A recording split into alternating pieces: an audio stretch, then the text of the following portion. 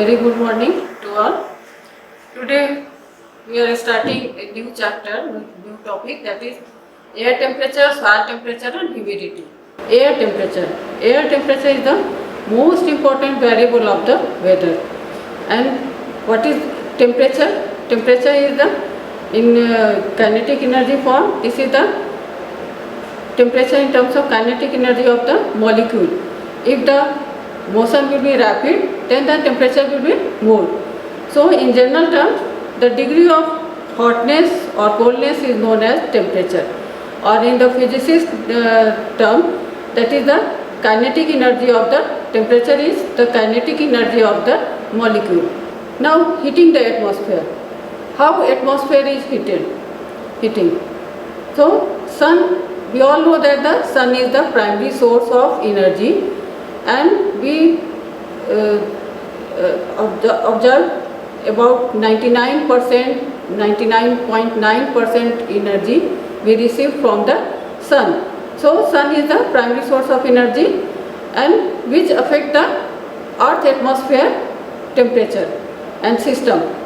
So, and we receive energy in the form of electromagnetic waves.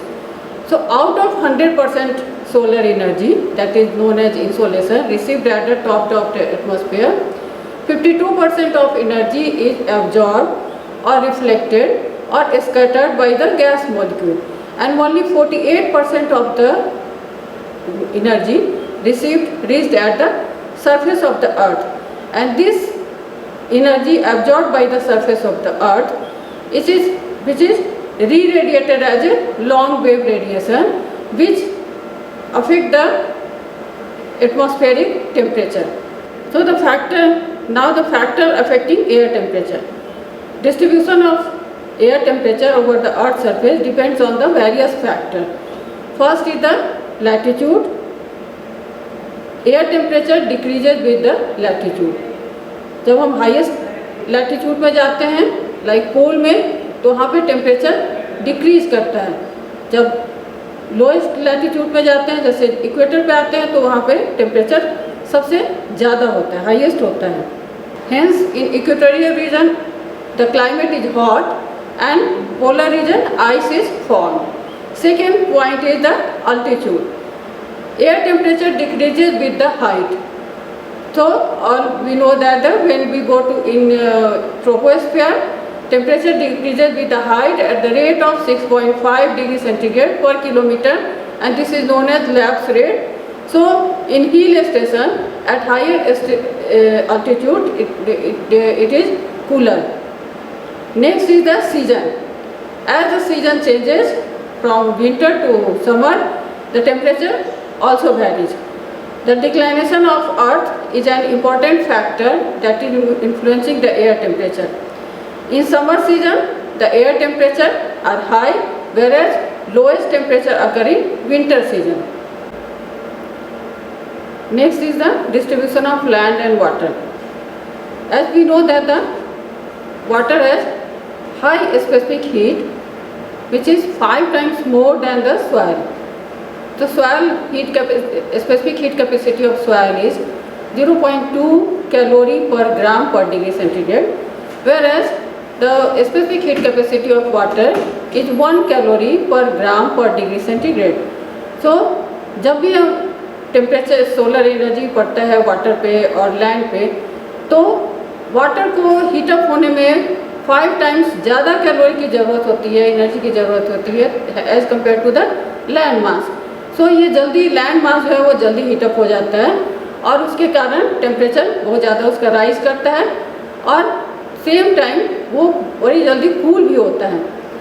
So water has high specific heat and hence absorb more thermal energy, resulting in less rise in temperature as compare to land masses. Thus the water body like ocean are less heated, showing less variation in temperature. And consequently air temperature over water surface are low and more uniform as compared to land surface, which are quite quickly heated and cooled down. जो soil है वो quickly heated हो जाता है और cool down भी हो जाता है. So temperature variation soil में या land mass में ज़्यादा होता है as compared to water body. ये लास्ट टाइम भी आप लोगों को बताया था कि किस तरह से टेम्परेचर का वेरिएशन होता है जब हम एटमॉस्फेयर में ऊपर मूव करते हैं।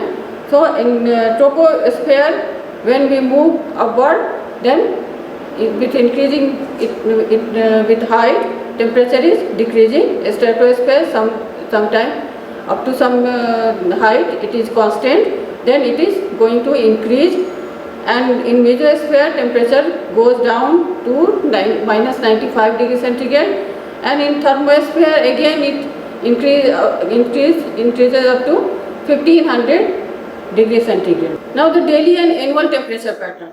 डेली टेम्परेचर पैटर्न कैसा होता है, एनुअल पैटर्न कैसे वैरी करता है, ये हम देखते हैं कि देखिए हर सोलर रेडिएशन सबसे ज़्यादा कब होता है, 12 बजे होता है, बट टेम्परेचर हमारा जो इंक्रीज होता है वो इसके 2 घंटे बाद होता है। मीन्स ये बीच में टाइम लैग आता है। और इसी तरह जो मिनिमम टेम्परेचर है, टेम्परेचर के केस में जब भी हम बात करते हैं तो मैक्सिमम टेम्परेचर एक आता है, एक मिनिमम टेम्परेचर आता है। टोटल 24 आवर में एक बार टेम्परेचर डाउन होता है, एक बार टेम्परेचर सबसे ज़्यादा बढ़ता है। तो मिनिमम टेम्परेचर हम कब पाते हैं, जबकि नेट रेडिएशन हमारा बहुत कम हो जाता है, 0 हो जाता है, देन हम उसमें बोलते हैं कि हमारा जो टेम्परेचर है वो सबसे कम हो जाता है। और इसी तरह जब हमारा मैक्सिमम टेम्परेचर कब होता है, जब सोलर रेडिएशन आता है। सोलर रेडिएशन के आने के बाद ये धीरे धीरे क्या होता है, एटमॉस्फेयर जो है वो सोलर रेडिएशन से डायरेक्टली गर्म नहीं होता है। गर्म कैसे होता है, ये सबसे पहले अर्थ में आता है, अर्थ री रेडिएट करती है as a long wave radiation, और इससे इस लॉन्ग वेव रेडिएशन से ही हमारा जो एटमॉस्फेयर है वो गर्म होता है। तो ये किस तरह वैरी करता है, minimum temperature occurs when net radiation is 0 and this is approximately 30 minutes after the sun. ये बड़ा इंपॉर्टेंट क्वेश्चन पूछा जाता है हमेशा कि मिनिमम टेम्परेचर कब आता है। मिनिमम टेम्परेचर जब आप देखते हैं कि नेट रेडिएशन हमारा कम होता है, सबसे 0 जब आता है, यानी कि जब सोलर रेडिएशन भी नहीं आ रहा हो और हमारा लॉन्ग वेव रेडिएशन भी नहीं निकल रहा हो, लॉन्ग वेव रेडिएशन भी बिल्कुल स्टॉप हो जाता है। when outgoing radiation and incoming radiation and outgoing radiation जब 0 हो जाता है, then it net radiation उस समय 0 होता है और टेम्परेचर हमारा मिनिमम हो जाता है। This is approximately 30 minutes after the sunrise. So net radiation is maximum at the solar noon. इसी तरह जब मैक्सिमम रेडिएशन की बात कर, मैक्सिमम टेम्परेचर की बात करते हैं, तो आप देखेंगे कि मैक्सिमम टेम्परेचर सबसे ज़्यादा सोलर रेडिएशन सबसे ज़्यादा कब होता है, सोलर नून 12 बजे के आसपास। लेकिन सन से रेडिएशन आना, फिर उसको अर्थ को गर्म करना, फिर अर्थ री रेडिएट करता है और री रेडिएट करके फिर एटमॉस्फेयर को गर्म करता है। इन सब पूरे प्रोसेस में 2 से 3 घंटे का टाइम लगता है, जिसको हम लोग बोलते हैं थर्मल इनर्शिया और thermal lag of atmosphere. So maximum solar radiation होता है 12 बजे, लेकिन हमारा मैक्सिमम टेम्परेचर कब रीच करता है, 2 से 3 घंटा बाद सोलर नून के। इस ग्राफ से आप लोग समझ सकते हैं कि किस तरह हमारा रेडिएशन है वो long wave radiation night time में ज़्यादा रहता है और सुबह के समय में कम हो जाता है। शॉर्ट वेव रेडिएशन ज़्यादा होता है, लॉन्ग वेव रेडिएशन कम होता है। फिर आफ्टर 4 o'clock ये लॉन्ग वेव रेडिएशन ज़्यादा होता है और उसके बाद शॉर्ट वेव रेडिएशन काफ़ी कम हो जाता है। तो इस तरह से ये शॉर्ट वेव रेडिएशन का वेरिएशन हुआ और टेम्परेचर भी सेम लॉन्ग वेव रेडिएशन को ही वो फॉलो करता है। इस ग्राफ से आप और अच्छी तरह समझ सकते हैं कि सोलर रेडिएशन जो है वो 12 बजे नून में सबसे ज़्यादा रेडिएशन आता है और ये 2 बजे फिर इसका टेम्परेचर सबसे ज़्यादा होता है। अब एनुअल टेम्परेचर, जिस तरह से डेली टेम्परेचर में वेरिएशन देखते हैं कि सोलर नून आता है 12 बजे और टेम्परेचर लैग के कारण, थर्मल लैग के कारण ये हमारा 2 बजे टेम्परेचर मैक्सिमम होता है, उसी तरह एनुअल टेम्परेचर का भी है। मैक्सिमम एनुअल टेम्परेचर जो सोलर रेडिएशन है वो करीब जून में आता है, बट हमारा जो रेडिएशन है, टेम्परेचर है, वो ऑलमोस्ट जुलाई में पीक पे आता है। और इसी तरह जब मिनिमम टेम्परेचर की बात करते हैं तो मिनिमम टेम्परेचर में भी हमारा जब सोलर रेडिएशन मिनिमम दिसंबर में होता है, बट ये हमारा टेम्परेचर डाउन मिनिमम टेम्परेचर फरवरी में आता है। See the graph of solar radiation and temperature. During spring and early summer, a large portion of incident solar radiation flow in the soil, which has reached lowest temperature by the end of the winter. As that portion of energy flux decreases and the soil becomes warm relatively to environment, more energy is converted to sensible heat. जैसे ही time lag होगा उसमें उस sensible heat जो हम sense करते हैं, जो हमारा टेम्परेचर एटमॉस्फेयर जो गर्म होता है, वो थोड़ी देर के बाद वो मिलता है। This is the seasonal cycle. किस तरह से जनवरी में हमारा रेडिएशन कम होता है, शॉर्ट वेव रेडिएशन कम होता है, लॉन्ग वेव रेडिएशन भी कम होता है, और फरवरी मार्च में जाके सबसे मिनिमम हो जाता है हमारा टेम्परेचर, और ये सबसे जुलाई अगस्त में सबसे ज़्यादा मैक्सिमम टेम्परेचर जो है वो अर्थ का मैक्सिमम हो जाता है। Now the soil temperature. Soil constitutes a major storage location for the heat, and it is acting as a sink for the energy during day and a source to the surface at night. In annual term, the soil stores energy during warm season and releases it to air during the cold portion of the year. And the heat कैसे transfer होता है एक जगह से दूसरी जगह? ये होता है due to process of conduction. Now the some terminology are there. Heat capacity. Heat capacity क्या है? That is the ratio of heat absorbed by the substance to corresponding temperature rise. The unit of heat capacity is joule per degree Kelvin. Now the thermal conductivity. Thermal conductivity क्या है? This is the quantity of heat flowing in per unit area per unit time when there is a specific temperature gradient, जहाँ पे temperature gradient होता है और उसमें उस समय में per unit area per unit time में कितना क्वांटिटी ऑफ हीट ट्रांसफर होता है एक जगह से दूसरी जगह, that is known as the thermal conductivity. And the unit of thermal conductivity is watt per metre per degree Kelvin. And the rate of heat flux into a soil is determined by the temperature gradient and the thermal conductivity. The thermal conductivity of soil determines यही determine करता है कि कितना rate of heat transfer क्या होगा, इस चीज को थर्मल कंडक्टिविटी डिफाइन करता है। So the temperature change with time experienced by the body as a result of heat transfer will vary with its heat capacity. जितना हीट कैपेसिटी के हिसाब से ये हीट को ट्रांसफर करेगा। Next is the thermal diffusivity. What is thermal diffusivity? Thermal diffusivity is the ratio of thermal conductivity and volume specific heat, and the unit of thermal diffusivity is meter square per second. Here you can see that how thermal conductivity varies with the different texture of soil. This is the fine sand and this is the clay soil. The thermal conductivity of fine sand is more as compared to silt loam and clay, and it is also increases with the moisture content. जैसे जैसे हम moisture add करेंगे वैसे वैसे thermal conductivity इसमें बढ़ता जाता है। थर्मल कंडक्टिविटी मॉइस्चर के साथ बढ़ता है। हम सब जानते हैं कि एयर जो है वो बैड कंडक्टर ऑफ हीट है, तो अगर उसमें सैंड हो, क्ले हो, लोम हो, अगर इसमें एयर स्पेस है पोरोसिटी है और एयर स्पेस है ज़्यादा, तो वो हीट को कंडक्ट नहीं करेगा। बट जैसे हम उसमें मॉइस्चर ऐड करेंगे, जैसे जैसे मॉइस्चर ऐड करेंगे वैसे वैसे इसकी कंडक्टिविटी, थर्मल कंडक्टिविटी जो है वो बढ़ती जाती है। Now the daily and seasonal pattern of soil temperature. Soil temperature भी वेरी करता है समर सीजन और विंटर सीजन के अकॉर्डिंगली। जैसे क्या होता है कि समर सीजन में सॉइल का टेम्परेचर, अपर मोस्ट लेयर का टेम्परेचर ज़्यादा होता है, और जैसे जैसे हम नीचे की तरफ जाएंगे वो टेम्परेचर कूल डाउन होता जाता है। विंटर के केस में क्या है कि अपर सॉइल टेम्परेचर डिक्रीज होता है और उसके नीचे जैसे जैसे हम जाते हैं टेम्परेचर इंक्रीज होता है, और एक पर्टिकुलर लाइन होता है जिसके नीचे टेम्परेचर का एम्पलीट्यूड का कोई वेरिएशन नहीं होता है।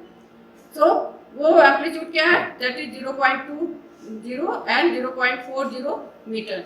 अब इसमें आप देख सकते हैं कि जैसे ही 0.40 मीटर हाइट पे हम नीचे की तरफ जाते हैं, सॉइल सरफेस से नीचे की तरफ जाते हैं, वहाँ पे जाकर के ये टेम्परेचर का एम्पलीट्यूड जो वेरिएशन है वो कम हो जाता है। Now the soil temperature profile, heat is continually moving into or out of the soil and thermal energy is being continually redistributed in the soil.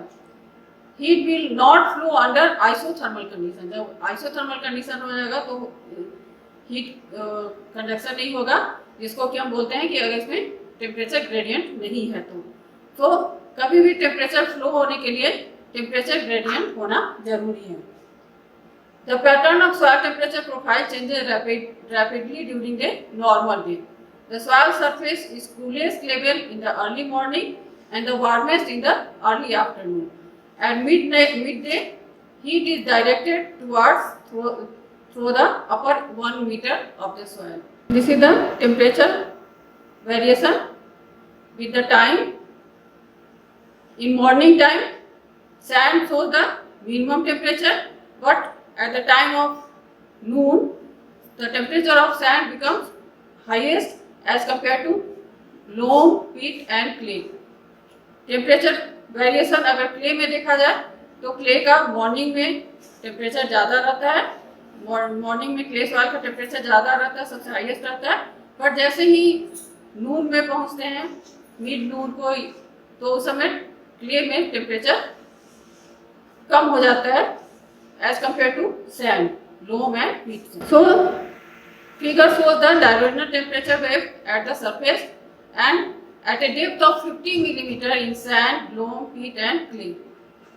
The amplitude of daily temperature wave decreases in order of sand, loam, peat and clay. This order can be attributed to the greater heat capacity of finer texture material and their normally greater thermal conductivity. Now the atmospheric moisture or humidity. What is humidity? Humidity means whatever water content present in atmosphere is known as the humidity. The maximum content of water present in atmosphere is maximum 4%, not beyond 4%. In dry climatic condition, it is 0.02%, and in humid condition, climatic condition, it is 4% by volume in atmosphere. So, water vapor present in atmosphere is known as humidity, or that is also known as atmospheric moisture. Water from different water body like ocean, river, lake, snow, soil moisture is evaporated, and this contributes the humidity in the atmosphere. Similarly, water in the plant also transpired, and it also contributes in the to increase the atmospheric humidity. So all these form of the source of water vapor in the atmosphere. These are the source of water vapor in the atmosphere. Variation in relative humidity. How relative humidity varies with the time? When it is very dependent on the temperature. So when the temperature is low, relative humidity will high. When temperature is high, then the relative humidity will be low. So atmospheric water vapor is generally measured in terms of relative humidity. Relative humidity, what is relative humidity? Relative humidity is the ratio of actual vapor pressure divided by saturation vapor pressure. And now what is vapor pressure? Vapor pressure is the partial pressure exerted by the vapor, this water vapor. That is known as vapor pressure. We all know that pressure is, what is pressure? Pressure is the force per unit area. So we always in the pressure of the air, हमेशा एक air का pressure हमारे sir के ऊपर रहता है, लेकिन जिसको कि हम लोग हैबिचुएटेड हो गए हैं उसके लिए।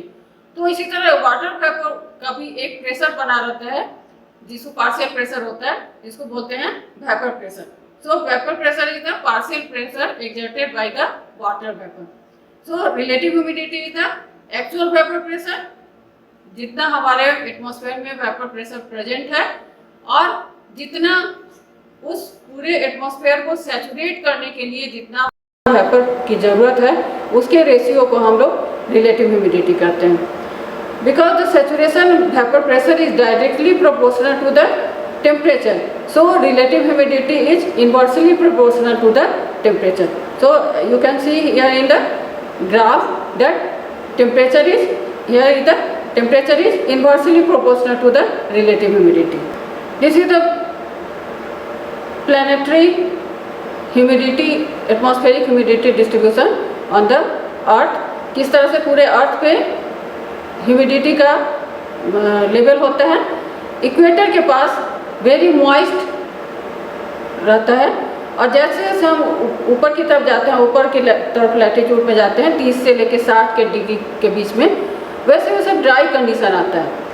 इसमें आप देखेंगे कि नॉर्दर्न हेमिस्फीयर है, उसमें ड्राइनेस ज़्यादा होता है as compare to southern hemisphere.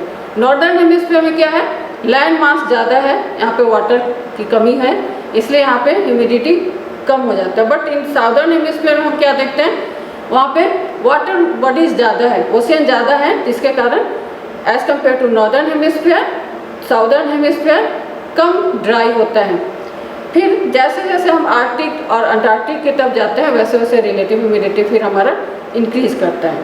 So this is the planetary distribution of the relative humidity. So this is all about the maximum relative humidity recorded at the equator, where the air has been depicted as very moist. From equator towards the subtropical high pressure belt, there is a gradual decrease in relative humidity. In fact, this zone of subsiding and diverging air masses is marked by the lowest value of relative humidity. However, because of the decreasing temperature in higher latitude from about 30 degree polewards, and relative humidity registered a gradual increase. पोलवार्ड पे जैसे जैसे जाते हैं वैसे वैसे relative humidity जो है gradually increase करता है. और अभी जैसे बताया कि साउदर्न हेमिस्फीयर में रिलेटिव ह्यूमिडिटी 30 से 60 के बीच में ज़्यादा रहता है as compare to northern hemisphere. अब ह्यूमिडिटी को कैसे मेजर करते हैं, कौन कौन से पैरामीटर है जिससे कि ह्यूमिडिटी को मेजर करते हैं, ये आप देख रहे हैं. इससे 1 2 3 4 5 6 पैरामीटर है जिससे कि हम ह्यूमिडिटी को मेजर करते हैं. First is the absolute humidity. What is absolute humidity? Amount of water vapour present in per unit volume of air. कितना वाटर वेपर प्रेजेंट है per unit volume of air में, that is known as absolute humidity. And उसका unit क्या होगा, gram of vapour per cubic meter of air. Next is the specific humidity. Specific humidity is the amount of water vapor present in per unit mass of the air, that is known as specific humidity. And the unit is the gram of vapor divided by kilogram of air. Vapor pressure, all you know that partial pressure exerted by water vapor in atmosphere, that is vapor pressure, and the unit of vapor pressure is MB, millibar. Mixing ratio, that is the ratio of mass of water vapor to the mass of dry air in the sample, and it is not affected by change in pressure and temperature. Mixing ratio जो है वो change नहीं करता है temperature and pressure के बाद. ये जब आगे के इसमें जाइएगा स्पेसिफिकेशन, जब आप देखिएगा कि किस तरह से हम स्पेशलाइजेशन करना होगा अगर इसमें, तो mixing ratio, saturation mixing ratio का बड़ा इंपॉर्टेंट रोल होता है. क्लाउड बेस कहाँ पे बन रहा है इस चीज़ को डिसाइड करने में mixing ratio, absolute humidity, specific humidity, temperature, due point, ये सब बड़ा उसमें क्रिटिकल रोल अदा करता है कि कहाँ पे हमारा क्लाउड का बेस बनेगा. Next is the saturation mixing ratio, that is the mass of water vapour that can held in A kilogram of dry air at saturation. And the relative humidity is the actual vapour pressure divided by saturation vapour pressure into 100. Always expressed in percentage. हमेशा relative humidity को percentage में express करते हैं. Now the saturation vapour pressure. Saturation vapour pressure is exclusively depends on the temperature, and the saturation vapour pressure at dew point is known as actual vapour pressure under given set of condition. ये सब हमेशा पूछता है कि saturation vapour pressure dew point पे है तो उसको हम क्या बोलेंगे, that is the actual vapor pressure at a given set of condition. And the vapor pressure deficit is the difference between saturation vapor pressure and actual vapor pressure. So one term is there, dew point. What is dew point? Dew point is a temperature at which the water vapor present in a certain volume of air is capable of saturating that volume of air. इसका मतलब क्या हुआ कि जैसे मान लीजिए कि इस पूरे क्लासरूम में कि एक certain amount of water vapour present है, बट वो सैचुरेट नहीं कर पा रहा है इस चीज़ को। लेकिन हम जैसे पहले हमने भी कहा था कि टेम्परेचर के साथ इसका बड़ा अच्छा रिश्ता है। जैसे ही हम टेम्परेचर डाउन करेंगे तो जितना वाटर वेपर प्रेजेंट है, कहाँ तक डाउन करना है, जहाँ तक कि जितना वाटर वेपर प्रेजेंट है इस पूरे एटमॉस्फेयर क्लासरूम में वो कैपेबल हो जाए इस पूरे क्लासरूम को सैचुरेट करने के लिए। उससे ज़्यादा हो जाएगा तो वो ड्यू बन करके गिरेगा। तो ये चीज़ हमको देखना है कि ड्यू पॉइंट क्या है। Due point is a temperature at which water vapour present in certain volume of air, किसी सर्टेन वॉल्यूम ऑफ एयर में है, is capable of saturating that volume of air. So this is all about the relative humidity, soil temperature, atmospheric temperature, and next class में हम लोग दूसरा topic enjoy करेंगे। Thank you very much. Thank you.